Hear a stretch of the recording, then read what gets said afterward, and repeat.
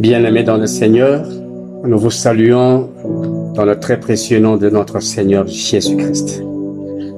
Ce moment, nous voulons partager la parole de Dieu sur un thème intitulé « Notre salut passe par la croix ». Le salut, c'est quoi, bien-aimés dans le Seigneur? Le salut, c'est l'héritage que réserve notre Dieu à tout enfant de Dieu. Le salut ne s'obtient point par des chemins détournés. Il y a une orthodoxie, il y a une manière de vivre qui va nous permettre d'accéder dans notre salut, dans la vie éternelle.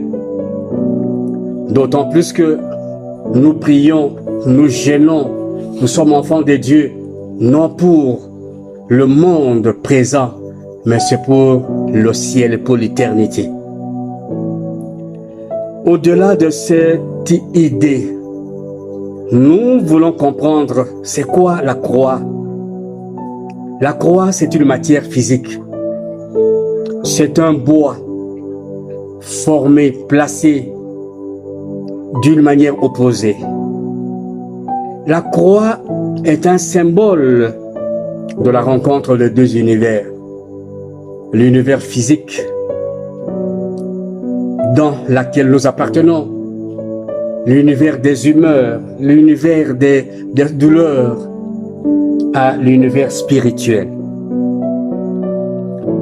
Sur le plan spirituel, la croix pour nous, enfants de Dieu, est un passage obligé.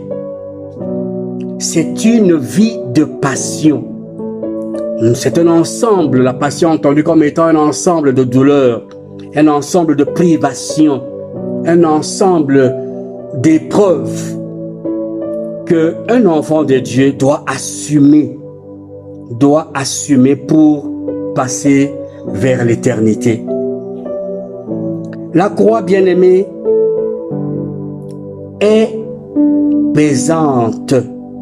Nous avons vu lorsque nous parcourons les Écritures saintes dans le livre de Luc, chapitre 23, verset 26, il est dit, comme il l'amenait, ils prirent un certain Simon de Cyrène qui revenait des champs et ils le chargèrent de la croix pour qu'il la porte derrière Jésus. C'est dire que Jésus avait porté une croix. La croix était pesante, à telle enseigne qu'il ne pouvait plus. Et il a fallu qu'on fasse porter la croix à Simon de Cyrène. La croix, c'est un symbole d'humilité. Jésus-Christ est roi, il est Seigneur, mais il a accepté de s'humilier, de mourir sur la croix, une mort ignoble. Donc, bien-aimés dans le Seigneur, comme les Écritures saintes disent, l'humilité précède la gloire. Il faut d'abord s'humilier pour transcender et passer au-delà vers une vie de gloire. Bien-aimés dans le Seigneur, beaucoup de gens sur cette terre des hommes portent la croix journalièrement, quotidiennement. Il y a des gens pour qui la femme est une croix pour elle. Il y a des gens pour qui les enfants sont des croix parce que ce sont des enfants impossibles. Il y a des gens pour qui le ministère est une croix. Il y a des gens pour qui des chefs au service, des travailleurs constituent de croix. Il y a des gens pour qui la vie elle-même, la santé constitue une croix. Bien-aimé, Jésus-Christ, dans son ministère, avait transporté la croix. Et pas n'importe que laquelle, c'est la croix de l'humanité entière. Considérez à ce jour le monde tel que nous vivons, constitué par des choses impossibles, de l'immoralité. Le monde, il y a des choses contre nature, de mariage homosexuel, de mariage contre nature, des enfants rebelles. Il y a l'outrage. Ces choses, quel poids, oh mon Dieu, pour notre Seigneur Jésus-Christ. Jésus, bien-aimé, a pris notre place. Il ne s'est pas regardé en tant que roi, en tant que Dieu. Il a accepté nos peines. Il s'est chargé de nos peines afin que nous puissions franchir, nous puissions passer du physique au spirituel. Mais la Bible dit, si à Jésus-Christ, qui est un bois vert, il a été fait de la sorte, et que dire de nous, le bois sec. Donc, la cruauté de la croix est telle qu'aujourd'hui, nous voulons nous en passer de la croix. Non, bien-aimés dans le Seigneur, la croix est une obligation. La croix, personne ne peut se la renier. Elle est à nous. Nous devons la porter. C'est notre responsabilité. Si dans votre famille, toi jeune garçon, toi papa, ton père est malade, c'est ta croix. Tu ne peux pas te dédier, tu ne peux pas renier cette croix. Si toi seul, Dieu a béni dans la famille pour supporter les autres membres de la famille, tu ne peux pas te dénier, ne peux pas te renier. C'est ta croix, tu dois la supporter. Il faut la charger. Si aujourd'hui ta santé te tourmente, oui, c'est une croix. Il faut la porter afin que au-delà de ce poids, le bonheur est à venir, bien-aimé dans le Seigneur. La croix, Jésus-Christ a porté notre croix. Il a porté l'actif et le passif de l'humanité. Considérez le passif de l'humanité. Considérez l'actif de l'humanité. Quelle douleur, quel poids. Mais Jésus s'est la porté parce que il fallait que nous soyons sauvés. Il fallait que nous puissions hériter le royaume que lui a préparé pour nous.